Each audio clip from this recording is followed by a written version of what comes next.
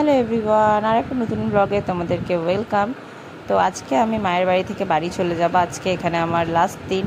তো এখানে দেখো সকাল সকাল বোন চলে এসছে আমার সাথে দেখা করতে, আর নিয়ে এসছি ছোট্ট পুচকুটাকেও আমার সাথে দেখা করাতে। তো ওকে একটু আদর করে নিলাম, করে নিয়ে আমি বোনের সাথে একটু বেরিয়ে গেছিলাম।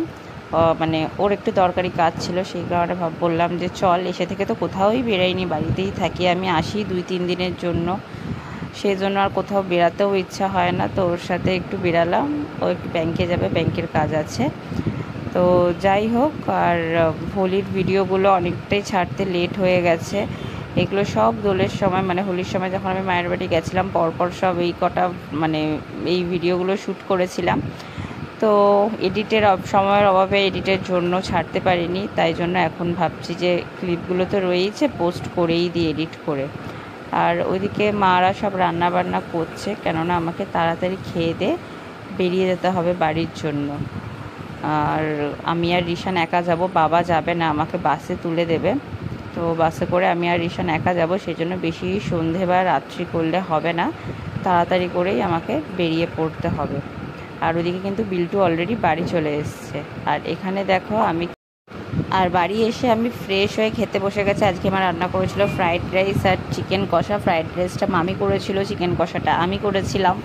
তো এই যে আজকে সবাই একসাথে আমাদের বাড়িতে খাওয়া দাওয়া হচ্ছে, মামি, বোন, দিদা সবাই একসাথে এখানে খাওয়া দাওয়া হচ্ছে।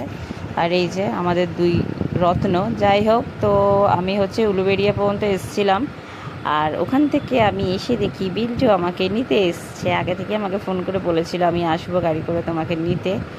তো চলে এসছে বিল্টু নিতে, বিল্টু আর চন্দন আমাকে নিতে এসছে উলুবেড়িয়া পর্যন্ত। আমি বাসে উঠে গেছিলাম বাড়ির সামনে থেকে, ওখানে উলুবেড়িয়াতে এসে নেমেছি, তারপর এখান থেকে পিক আপ করে নিল আমাকে। দেখো কতদিন পর দেখলাম, মনে হচ্ছে না কতদিন পর দেখছি। তো যাই হোক, তো এখানে একটু দাঁড়াবো, কারণ আমাদের খুব খিদে পেয়ে গেছিলো। তো একটু টুকটাক কিছু খাবো, খেয়ে দে তারপর হচ্ছে আবার বাড়ির জন্য রওনা দেব।